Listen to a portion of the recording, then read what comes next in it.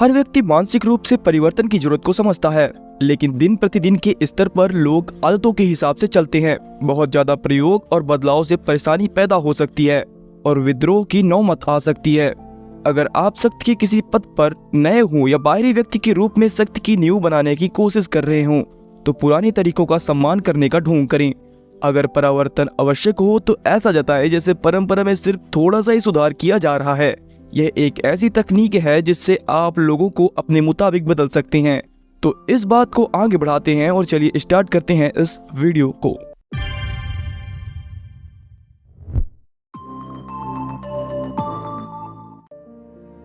The 48 law of power के episode 45 में आप सबका स्वागत है और हम सुनेंगे 45वां नियम। ऑथर कहते हैं, परिवर्तन की आवश्यकता का भाषण दें, लेकिन एकदम बहुत ज्यादा सुधार कभी ना करें।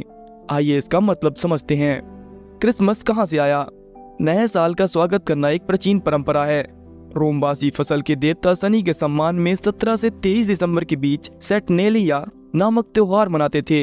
यह साल का सबसे सुखद त्योहार होता था। सारा कामकाज बंद हो जाता था और सड़क भीड़ से भर जाती थी। जश्न का माहौल रहता था। दासों को कुछ समय के लिए मुक्त कर दिया जाता था और घरों को सजाया जाता था। लोग एक दूसरे के घर जाते थे और मोमबत्तियां तथा अन्य चीजों के तोहफे देते थे। ईसा मसीह के जन्म से बहुत पहले यहूदी लोग साल के इसी समय रोशनी का त्योहार मनाते थे। ऐसी मान्यता है कि जर्मनी के लोग न सिर्फ कर्क संक्रांति बल्कि मकर संक्रांति भी धूमधाम से मनाते थे। इस समय वे सूर्य के पुनर्जन्म का जश्न मनाते थे और फसल के देवी देवताओं जैसे वोटन, फ्रेया, डोनर, थोर और फ्रेयर की पूजा करते थे। 274 ईस्वी में रोमन शासक आरेलियन इन्होंने सूर्य ईश्वर मिथराज का आधिकारिक पंथ शुरू किया और अपने जन्मदिन 25 दिसंबर को राष्ट्रीय अवकाश घोषित किया। मिथराज का पंथ प्रकाश का आर्यन देव फारस से एशिया माइनर से ग्रीस, रोम तथा जर्मनी तथा ब्रिटेन तक पहुंच गया। उनके मंदिरों के असंख्य अवशेष आज भी इस बात की गवाही देते हैं कि फसल, शांति और विजय देने वाले इस भगवान का कितना ज्यादा सम्मान किया जाता होगा, खास तौर पर रोम वासियों द्वारा। यह एक चतुर कदम था जब 354 ईस्वी में क्रिश्चियन चर्च ने पोप लाइबेरियस के नेतृत्व में 25 दिसंबर को मिथराज के जन्मदिन के साथ ही ईसा मसीह का जन्मदिन भी घोषित कर दिया। अगर आपने ऑथर की इस बात या कहानी को ध्यान से सुना तो आप ये आसानी से समझ सकते हैं कि पुरानी बातों को खत्म करके नहीं बल्कि उनके साथ एक नई बात जोड़ना ज्यादा अच्छा और सही है।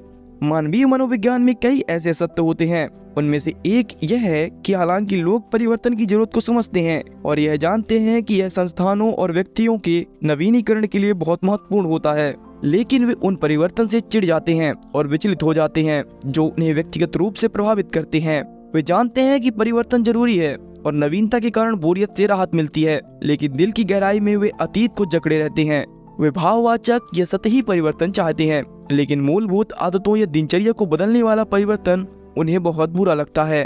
कोई भी क्रांति ऐसी नहीं थी जिसके खिलाफ बाद में सशक्त प्रतिक्रिया ना हुई हो, क्योंकि क्रांति के बाद में जो यह खालीपन पैदा करती है यह इंसान को बहुत परेशान करता है। जो सीधे रूप से न सही पर इस तरह के खाली स्थान को इंसान मौत तथा अव्यवस्था के साथ जोड़कर देखता है। परिवर्तन और नवीनीकरण के लालच में लोग क्रांति के पक्ष में तो आ जाते हैं, लेकिन जब उनका उत्साह ठंडा पड़ जाता है, जो कभी न कभी होता ही है, तो उनमें खालीपन आ जाता है। पुरानी यादों की चाह में वो इसके वापस आने के लिए द्वार खोल देते हैं। मैकियावेली के अनुसार जो व्यक्ति परिवर्तन सिखाता और लाता है वह सिर्फ हथियार उठाकर ही बच सकता है। जब जनता अतीत की ऐसी स्थितियों की चाह करे तो उसे शक्ति का इस्तेमाल करने के लिए तैयार रहना चाहिए, लेकिन हथियारबंद आदमी भी लंबे समय तक नहीं टिक सकता जब तक कि वह पुराने जीवन मूल्यों और परंपराओं की जगह पर नए जीवन मूल्यों और परंपराएं उत्पन्न ना कर दे। इस तरह वह परिवर्तन से डरने वाले लोगों की चिंताओं को शांत कर देता है। यह धोखेबाजी का खेल ज्यादा आसान और कम खून खराबे से भरा है। आप परिवर्तन की जितनी चाहे उतनी बड़ाई करें और यहाँ तक कि अपने सुधार पर अमल भी करें, लेकिन उन्हें पुरानी घटनाओं और परंपराओं का तसल्ली देने वाला रूप दे दें। पुराने पदनाम का इस्तेमाल करें, समूह के लिए वही संख्या रखें। इस तरह की छोटी छोटी बातों से आप खुद को अतीत से जोड़ सकते हैं और इतिहास का समर्थन पा सकते हैं। परिवर्तन को छिपाने की एक और रणनीति अतीत के जीवन मूल्यों का जोरदार और सार्वजनिक समर्थन करना है। जब आप परंपरा के भक्त नजर आएंगे तो बहुत कम लोग यह देख पाएंगे कि आप कितने क्रांतिकारी हैं। पुनर्जागरण काल का फ्लोरेंद सदियों पुराना गणराज्य था और अपनी परंपराओं की अवहेलना करने वाले हर व्यक्ति को संदेह से देखता था। कोसिमो डे मेडिसी ने गणतंत्र के उत्साहपूर्ण समर्थन का दिखावा किया, जबकि दरअसल वह इस शहर को अपने दौलतमंद परिवार के नियंत्रण में लाने की कोशिश कर रहा था। ऊपर से मेडिसी परिवार ने गणतंत्र की हुलियों को बनाए रखा, लेकिन अंदर से उन्होंने इसे खोखला कर दिया। वे चुपचाप मूलभूत परिवर्तन करते रहे, जबकि वे ऊपर से परंपरा के पहरेदार नजर आए।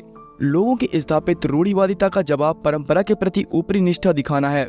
अपनी क्रांति के उन तत्वों को पहचाने जो अतीत की नींव पट्टी के नजर आते हैं। सही बात कहें, अतीत की बड़ाई करने का ढोंग करें और इस दौरान अपने सिद्धांतों को मूलभूत परिवर्तन का काम करने दें।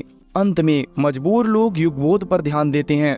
अगर उनका सुधार उनके समय से बहुत आगे का है तो बहुत कम लोग इसे समझ पाएंगे। इससे चिंता उत्पन्न होगी और उनकी बात का गलत मतलब निकाला जाएगा। आप जो परिवर्तन करते हैं उसे ज्यादा क्रांतिकारी नहीं लगना चाहिए। युगबोध को ध्यान में रखें। अगर आप उथल पुथल के समय में काम कर रहे हैं तो अतीत, सुख और परंपरा की ओर लौटने का भाषण देकर शक्ति हासिल की जा सकती है। दूसरी तरफ स्थिरता के समय में सुधार और क्रांति का खेल खेलें, लेकिन इस बारे में सावधान रहें कि आप किसे उकसाते हैं। जो लोग क्रांति को खत्म करते हैं वे क्रांति शुरू करने वाले नहीं होते हैं। बिल्ली और इंसान आदत के गुलाम होते हैं। बिल्ली यह परिचय की ऊष्मा को पसंद करती है। इसकी दिनचर्या में बाधा डालें या इसके स्थान को अव्यवस्थित कर दें तो यह नियंत्रण से बाहर हो जाएगी और गुस्सा हो जाएगी। इसकी आदतों का समर्थन करके इसे शांत रखें।